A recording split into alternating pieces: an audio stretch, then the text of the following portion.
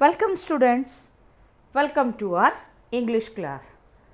पिछले लेक्चर में बच्चों मैंने आपको unit 1.4 journey to the west इसके पार्ट 1 इस भाग की स्टोरी बताई थी। ठीक है, अब हम देखते हैं अगले पार्ट को।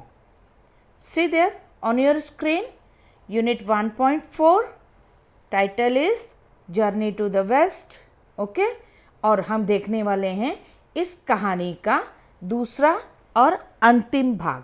ठीक है, तो let's ready. See there on your screen, जो पेज आपके सामने आया है ये है आपकी टेक्स्ट बुक का पेज नंबर 20।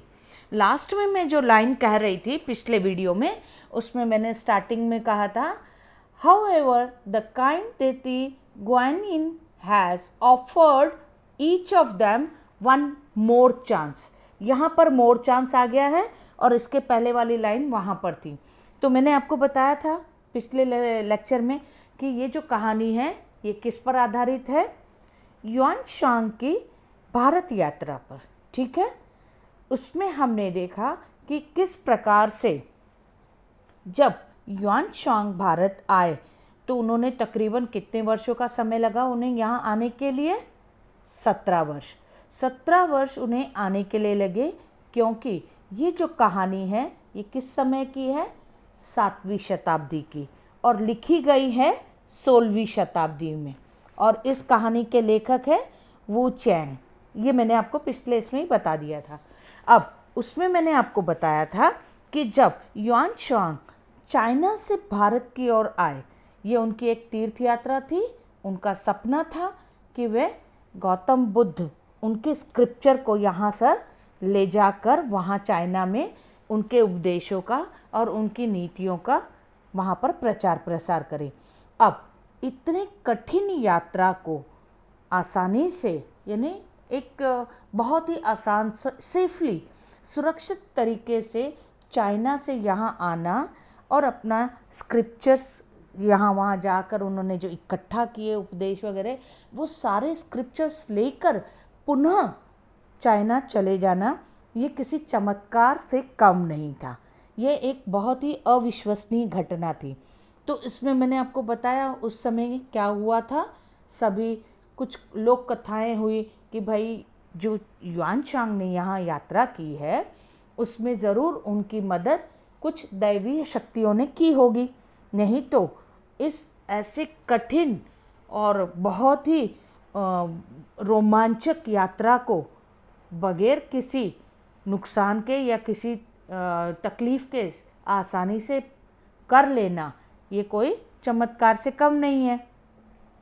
इसीलिए उनकी लोक मान्यता के अनुसार ये था कि इनकी मदद 3 देवताओं ने की है।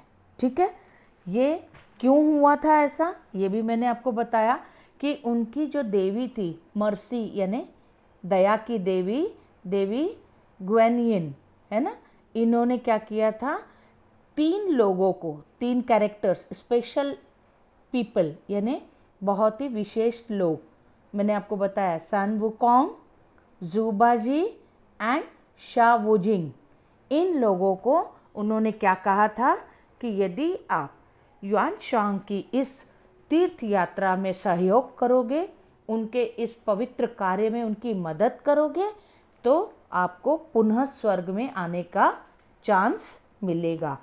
क्यों ऐसा कहा था? क्योंकि ये जो तीनों देवता थे, असल में देवता नहीं थे, ये मॉन्क थे, साधु थे, है ना, लेकिन ये क्या थे, इनके पास अलौकिक शक्तियाँ तो थी, लेकिन ये क्या करते थे, ये थोड़े से उपद्रवी थे, यानी कि ये अपनी शक्तियों का उपयोग ऐसी जगह पर करते थे जिससे लोगों को अच्छा होने की जगह उनके साथ कुछ न कुछ दुर्घटना घट जाती थी। तो लोग उनके इस उपद्रवों से परेशान हो गए थे। तो देवताओं ने क्या किया था, उन्हें स्वर्ग से निकाल दिया था। लेकिन देवी ने उनसे क्या कहा, दया की देवी ने, यदि आप हेल्प करोगे तो मैं पुनः आपको एक चांस दे रही हूँ ताकि आप स्वर्ग में वापस आ सको।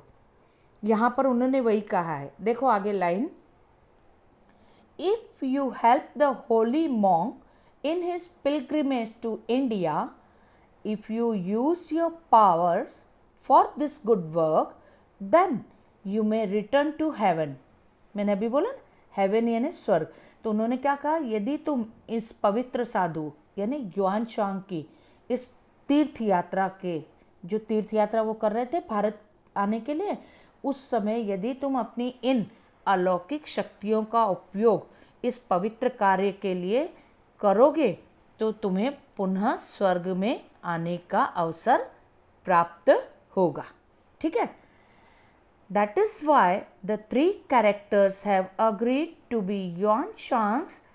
उन्होंने, इसीलिए क्या हुआ था उस समय जब दैती ने, मतलब गॉड मर्सी जो देवी थी ना, उन्होंने जब कहा कि यदि तुम ऐसा कार्य करोगे तो फिर क्या होगा, तुम्हें स्वर्ग आने मिलेगा। एंड दैट इज वाई, और इसीलिए द थ्री कैरेक्टर्स, इन तीनों पात्रों ने क्या किया, have agreed to be Xuanzang's disciples. Disciples का मतलब होता है शिष्य बनना, यानी कि उसके इस पवित्र कार्य में उसके शिष्य बने, उसके साथी बने। And to help Xuanzang in his difficult journey, और उसकी इस कठिन यात्रा में उन्होंने उसकी मदद की। किन्होंने, ये जो तीनों उपद्रवी साधु लोग थे या उपद्रवी लोग थे जिनके पास अलौकिक शक्तियाँ थी, लेकिन उनकी शक्तियों का वे सही ढंग से इस्तेमाल नहीं करते थे और उन्हें स्वर्ग से निकाल दिया गया था। ठीक है। And sure enough they have many thrilling, exciting and sometimes humorous adventures on the way to the holy land India. एंड ये बात तो हो गई, अब देवी की आज्ञा का पालन उन्होंने किया क्योंकि उन्हें पुनः स्वर्ग में जाना था, इसीलिए वो क्या हो गए, युआन शांग के डिसाइपल्स बन गए। डिसाइपल्स यानी कि मतलब मैंने आपको बताया शिष्य, जैसे चेला बोलते भक्त, तो वो युआन शांग के भक्त बन गए, डिसाइपल्स बन गए। और इसीलिए उन्होंने क्या किया, पूरे रास्ते चाइना से लेकर इंडिया और इंडिया से लेकर वापस चाइना तक उन्होंने युआन शांग की हर मुसीबत में, हर समस्या में उन्होंने उसकी मदद की ताकि वो उस समस्या को पार कर सके। उसके जो थ्रिलिंग एक्साइटिंग मोमेंट्स थे, थ्रिलिंग यानी कि रोमांचक, एक्साइटिंग उत्तेजित, एंड समटाइम्स ह्यूमरस, ह्यूमरस यानी कि विनोदी यानी हास्य वाले। तो ऐसा तो है नहीं, कहीं कभी कभी इनकी हरकतों की वजह से हास्य उत्पन्न हुआ, कभी कभी कुछ जो बुरी शक्तियों से सामना करने के समय उनके साथ में रोमांचक युद्ध हुआ। तो ये सब कहानियाँ जो हैं हमें मिलने वाली हैं इसी जर्नी टू द वेस्ट, जो कथा कहानी नॉवेल लिखा गया ना, एपिक नॉवेल, उसके अंदर। ठीक है। Now next, the most powerful among the three disciples is Sun Wukong. अब ये तीन डिसाइपल्स में सबसे पावरफुल, पावरफुल यानी कि ताकतवर कौन था, सन वुकोंग।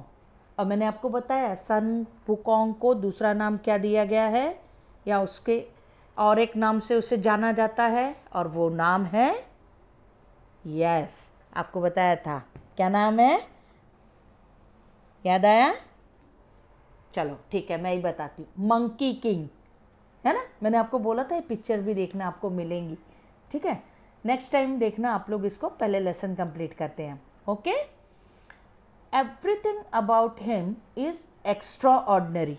और ये जो सन वुकोंग था ना, ये बहुत ही पावरफुल, सबसे शक्तिशाली, इन तीनों शिष्यों में से सबसे शक्तिशाली सन वुकोंग था। उसकी क्या क्या विशेषताएं थी, क्यों उसे सबसे शक्तिशाली माना गया, ये हम अभी देखेंगे। He was born when winds blew over a huge stone egg on the flower fruit mountain। यानी कि वे जब पैदा हुए थे उस समय वहाँ का जो, मतलब कथाओं के अनुसार, ठीक है, फ्लावर फुट माउंटेन यानी कि पर्वत था। कौन सा पर्वत है, उन्होंने नाम दिया है, यस, पुष्पफल पर्वत। पुष्पफल पर्वत के ऊपर क्या हो रहा था उस समय, हवा तेजी से बह रही थी, यानी कि इनका जब आगमन हुआ या ये जब पैदा हुए उस समय से ही जो आसपास का वातावरण या ये था, सराउंडिंग्स थी, वो कैसी थी, उत्पाती टाइप, यानी खूब तेज, क्योंकि ये खुद स्वयं में बहुत ही उत्पाती थे। ये कैसे मालूम पड़ेगा, यहाँ पर देखिए आगे, he is able to transfer himself in 72 different ways. अब जब वे पैदा हुए उसी समय, जैसे बोलते हैं अभी हमारे यहाँ कैसे हम बोलते हैं कृष्ण भगवान पैदा हुए, तो उस समय बहुत मतलब क्या हो गया था, यमुना नदी में बाढ़ आ गई थी, आंधी तूफान था, यानी किसी महान व्यक्ति के जन्म के समय ही पूरे पर्यावरण से या पूरे आसपास के परिसर से ही पता चल जाता है कि किसी महान व्यक्ति का जन्म हुआ है ना। ये कहानियों के हिसाब से मैं बता रही हूँ। हाँ, तो इस सन वुकोंग के समय भी कुछ ऐसा ही अजीब सब चीज़ें हो रही थी, इसीलिए क्या माना गया कि ये बहुत ही अधिक शक्तिशाली होगा, ऐसा माना गया। ठीक है, अब वो क्या थे, 72 डिफरेंट वेज, 72 अलग अलग तरहों से अपने आप को बदलने में सक्षम थे। ट्रांसफॉर्म यानी रूपांतरित करना अपने आप को, जैसे कि कभी वे कुछ और बन जाते, कभी कुछ, मैं एग्जाम्पल्स आगे देते जा रही हूँ क्योंकि आगे वो उनके बारे में बताया गया वो कैसे बदलते थे अपने आप को। ठीक है, not only that but he can also transform each of his hair strands into any living और non living thing of his choice. वो केवल स्वयं का रूप नहीं बदल सकते थे, लेकिन और भी क्या कर सकते थे वो, each of his hair strand यानी उनके जितने बाल थे, प्रत्येक बाल को भी वे क्या कर सकते थे, सजीव या निर्जीव वस्तु में रूपांतरित कर सकते थे। यानी एक बाल को भी अगर वो तोड़ के किसी का प्रतिकृति बनाना चाहे या उसके जैसा डुप्लीकेट बना दे, या सजीव हो चाहे निर्जीव हो, रूपांतरित कर देना है ना, बदल देते थे, इतनी उनमें अलौकिक शक्तियां थी। His as you wish gold banded cudgel, as you wish gold banded cudgel, okay, cudgel मैंने बोल दिया, सॉरी, कजल। अब उन्होंने क्या बोला, उनके पास में एक ऐसा मैजिकल बैंड था।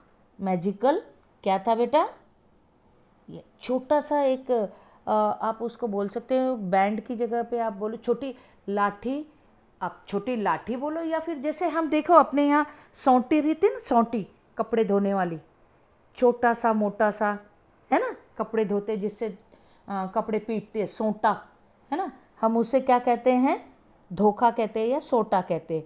तो ऐसा ही कजल जो था वो एक शॉर्ट हैवी स्टिक था, एक लाठी थी, लेकिन कैसी लाठी थी, शॉर्ट एंड हैवी, लाइक मोटी सी लेकिन छोटी मोटी, ऐसी लाठी इस प्रकार की। तो वो क्या करते थे, उनके पास में वो लाठी थी और वो कैसी थी, जादुई थी। तो जादुई लाठी का उपयोग वो कैसे करते थे, it can grow as big as a pillar supporting the sky, but at other times it becomes as tiny as a needle. अब वो जो चमत्कारी इनका सोटा था, कजल था, वो कैसा था, ये ग्रो हो सकता था, बढ़ सकता था, एज बिग एज, उतना ही बड़ा जितना एक पिलर। तो यहाँ पर बच्चों ये जो है ना तुलना हो रही है, एज बिग एज, उतना बड़ा कि जितना पिलर यानी कि खंबा होता है ना, इतना कि वो सपोर्ट कर देवे स्काई को, इन्हें धरती से लेकर ऊपर आसमान तक। अगर ये जैसे ही बोलते उस कजल को, एज यू विश गोल्ड बैंडेड, जो उनका कजल था उसको आदेश देते तो वो अगर आदेश देते बढ़ने का, तो इतना बढ़ जाता, बढ़ते बढ़ते बढ़ते वो कहाँ तक पहुँच जाता, स्काई तक। But at the other times, लेकिन कभी कभी वो जब उनको ज़रूरत होती और वो बोलते कि छोटा हो जा, तो छोटा होते होते होते होते इतना छोटा हो जाता जैसे कि कोई सुई, यानी कि as big as a pillar, जैसे खंबा लंबा होता है उतना लंबा, या फिर as tiny as a needle. अब टाइनी, टाइनी यानी कि बहुत छोटा, टाइनी यानी कि बहुत छोटा। तो सुई आप देखते छोटी होती है ना, तो या बढ़ने जाता तो इतना बढ़ जाता बढ़ने के आदेश पर कि पिलर के जैसा, पिलर से भी ऊंचा हो जाता, और छोटा होने बोलते तो इतना छोटा हो जाता कि जितने की कोई सुई। तो ये as big as tiny as, ये बच्चों हमारी जो है डिग्रीज के रूप है, ये आपको अगले इसमें बताऊंगी मैं, ठीक है। अभी तो हम ये देख रहे हैं कि उनका कजल जो है वो किस प्रकार से चेंज होता था। Then the monkey king just tucks it away behind his ear. इतना छोटा कर लेते थे कि छोटा करने बोला तो निडल के इतना हो गया, और फिर वो क्या करते थे, सुई के इतना छोटा हो गया तो उसको क्या कर लेते थे, अपने कान के पीछे, बिहाइंड इज ईयर, अपनी कानों के पीछे टक कर लेते थे। टक करना यानी टांग लेना, मतलब एक सुई के जैसा पीछे टांग लेते थे। तो ये उनका क्या था, काजल था। सन Wukong can travel thousands of kilometers in just one somersault। सोमेसॉल्ट का मतलब आप इधर देखिए, आपके बाईं तरफ पे सोमेसॉल्ट दिखाया है, जो है ना, यानी कि कलाबाजी करना। यानी कि आप देखो, एक वो बच्चा जो है कलाबाजी कर रहा है, उल्टा पलटा होना। कलाबाजी करना मालूम है ना आपको, कार्टविल करते हैं, उल्टा पलटी मारना। तो इतने से इसमें ही एक कलाबाजी, जैसे खाने तक के समय के अंदर सन वुकोंग हजारों किलोमीटर की यात्रा तय कर लेते हैं, यानी एक क्षण में आप समझ लो, एक कलाबाजी करने तक के में सन वुकोंग अभी यहाँ पर है, एक कलाबाजी मारने तक के देखा तो हजारों किलोमीटर दूर पहुँचे हुए। तो इनकी ऐसी इतनी अलौकिक शक्तियाँ इनके साथ थी। Next, he can walk through fire, travel under water and fly to any place at will। at will का मतलब है इच्छा अनुसार, WILL will, will का मतलब यहाँ पर है इच्छा।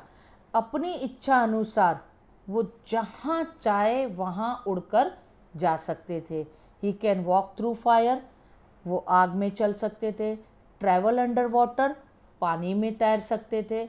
और उड़ के जहाँ चाहे इच्छा अनुसार, अपनी इच्छा अनुसार वहाँ जाकर पहुँच जाते। मतलब उनको इतनी अलौकिक शक्तियाँ थी कि वे बड़े हो सकते थे, जितना चाहे उतने बड़े हो जाए, जितना चाहे उतने छोटे हो जाए उनका कजल।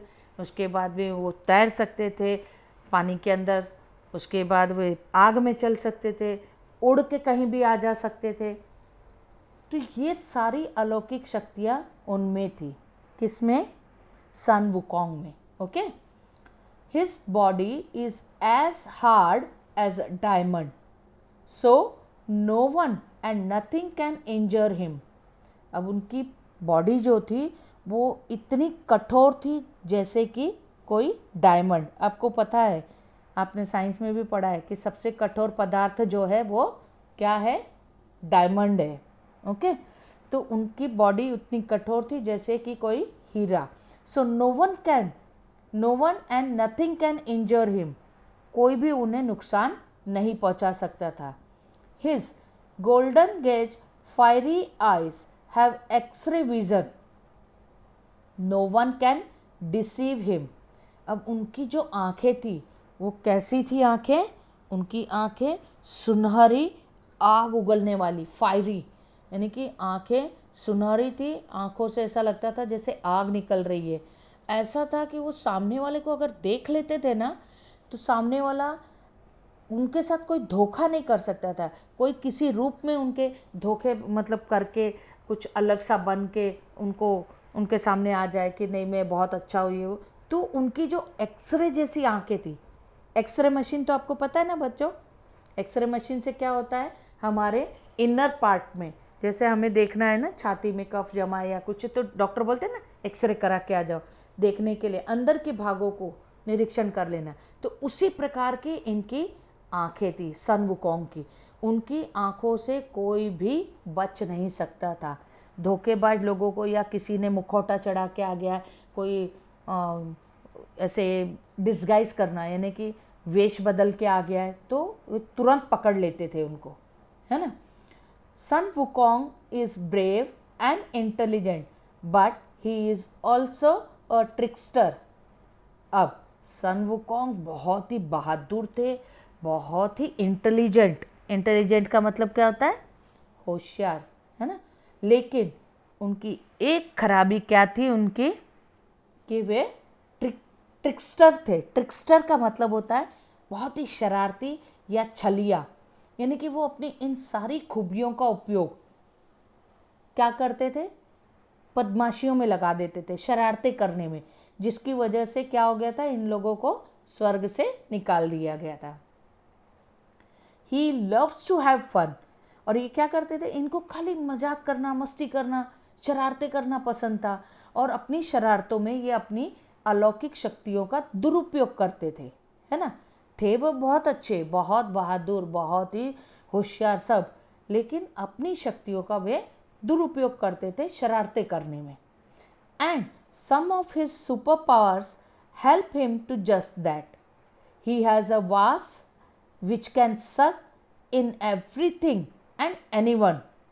अब उनके पास एक ऐसा वास यानी कि बर्तन, ओके, एक ऐसा गुलदान, जिसे आप बोलते हो गुलदस्ता, है ना, उसमें हम फूलों को रखते हैं, तो उसे कहते हैं गुलदान या वास।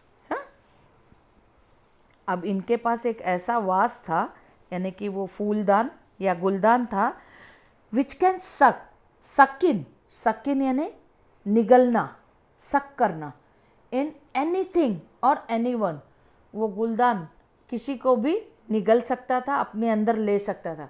दिखने में वो कैसा था? छोटा सा फूलदान जैसा, लेकिन उसकी इतनी ज़्यादा क्षमता थी कि वो किसी को भी अपने अंदर समाहित कर सकता था। He can simply point at a lock and open it. उनकी इतनी भी शक्ति थी सन वुकोंग की कि वो सामने ताला अगर उनको दिख रहा है और यहाँ से वो इशारा कर दे तो ताला क्या हो जाता था? खुद ब खुद खुल जाता था। खाली ताले के ऊपर तरफ देखकर इशारा कर दे खुलने का, तो ताला अपने आप खुल जाता था। He is very very quick and can grow very big and very tiny at a blink. अब उनमें इतनी ज़्यादा शक्ति थी, मैंने बताया ना, वो जितना चाहें पलक झपकते अपने आप को बहुत बड़ा भी बना सकते थे और पलक झपकते वो बहुत छोटे भी बन सकते थे। एट अ ब्लिंक, ब्लिंक का मतलब पलक झपकाना, okay. You can imagine how he must have teased his enemies using these tricks. अब उनके पास जब इतनी सारी शक्तियाँ थी, इतनी सारी खूबियाँ थी, तो आप तो समझ ही सकते हैं कि वो इन शक्तियों का, खूबियों का उपयोग अपने दुश्मनों को छकाने के लिए कैसे करते होंगे, उन्हें हराने के लिए, परेशान करने के लिए दुश्मनों को, है ना।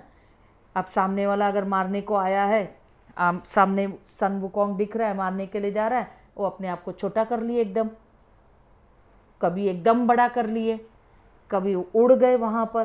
तो इस प्रकार से वो अपनी अलौकिक शक्तियों का उपयोग ऐसी बदमाशियाँ, शरारतें करने के लिए करते थे, okay. If you want to read about the adventures that Sun Wukong and his companions had on the way, you will find the stories in the English translation of Journey to the West. अभी क्या बोल रहे हैं? If you want to read about the adventures, ऐसे ही इनके साहसिक कारनामों को यदि आप जानना चाहते हो, किसके साहसिक कारनामे? सन वुकोंग के। एंड हिज कंपेनियंस, कंपेनियंस का मतलब होता है, कंपेनियंस यानी कि साथी। इनके दो और साथी थे ना बच्चों, अभी मैंने बताया ना कौन कौन से थे वो, आपको मैंने इसमें पिछले लेक्चर में बताया था, जूबाजी एंड शावोजिंग, है ना, ये दो थे, ये दो और सन वुकोंग, ये तीनों जन की कहानियों के बारे में यदि आप जानना चाहते हो तो आपको इन सब की सारी कहानियाँ कहाँ पर मिलेगी? जर्नी टू द वेस्ट नामक एपिक पे नॉवेल में, ठीक है, जो कि इंग्लिश में ट्रांसलेशन उसका किया गया है। जबकि ये कौन सी भाषा में है? चीनी भाषा में है, जिसका इंग्लिश अनुवाद किया गया है और उस कहानी का एपिक नॉवेल का नाम है journey to the west. Some of the stories have also been turn into films. अब कुछ स्टोरीज को तो टर्न किया गया है फिल्म में, मैंने आपको बताया है ना, और जो फिल्में बनी है ना उसमें भी नाम यही दिया गया है, journey to the west. Okay, what would you like better? अब तुम्हें क्या अच्छा लगेगा, तुम खुद बताओ। To read the historical account of Xuanzang's travels और to read the fantastic stories of Sun Wukong? आपको क्या अच्छा लगेगा, यात्रा के बारे में जानकारी प्राप्त करना या फिर ये जो फैंटास्टिक स्टोरीज़ है सन वुकोंग की उसके बारे में? तो देखो, आप जब दोनों चीज़ों को पढ़ोगे, दोनों ही बातें आपके लिए उतनी महत्वपूर्ण है, क्योंकि सन वुकोंग जो था वो क्या था? युआन चांग की मदद के लिए था ना। तो जब तक हम युआन चांग कहाँ से कैसे ट्रैवल कर रहे थे, वहाँ पर उनको क्या समस्या आई, वहाँ पर किस प्रकार से सन वुकोंग ने उनकी मदद की, तो हमें तो दोनों चीज़ें जब हम पढ़ेंगे तभी मालूम पड़ेगा ना, है ना। Maybe you should read both to find out what you like better. अब यहाँ पर हो सकता है कि आपको क्या करना चाहिए, दोनों ही, किसकी किसकी बातें आपको याद रखनी, किसकी किसकी कहानियाँ आपको पढ़नी है। सन वुकोंग की भी आपको जानकारी मिल जाएगी जब आप युआन चांग के बारे में जानकारी प्राप्त करोगे। तो ये कहानी पढ़ने के लिए, एपिक नॉवेल पढ़ने के लिए आपको क्या करना है? जर्नी टू द वेस्ट इस इंग्लिश ट्रांसलेशन वाली किताब को या आपको इन स्टोरीज़ को देखना है तो फिल्मों के अंदर जब इसका पिक्चराइजेशन किया गया है उन फिल्मों को भी देख लो। तो बहुत सारी लोक कथाएँ हैं, ठीक है, इनके बारे में, तो उन सब के ऊपर आधारित पिक्चरें बनी हैं, तो आप उन्हें देख लो तो भी आपको बहुत सारा ज्ञान प्राप्त हो जाएगा, ठीक है। So happy reading. Happy reading यानी बहुत अच्छा, आप किताबें पढ़ो और आपको जानकारी प्राप्त होती रहेगी, ठीक है बच्चों। So that's the end of your unit 1.4 और लेसन का नाम तो एज इट इज़ पता ही है आपको, जर्नी टू द वेस्ट। यहाँ पर हमारा लेसन, इसकी स्टोरी जो है वो ख़त्म होती है, जिसमें हमने क्या पढ़ा है? युआन चांग की चाइना से भारत यात्रा के बारे में, और उसमें क्या और ऐड किया गया है?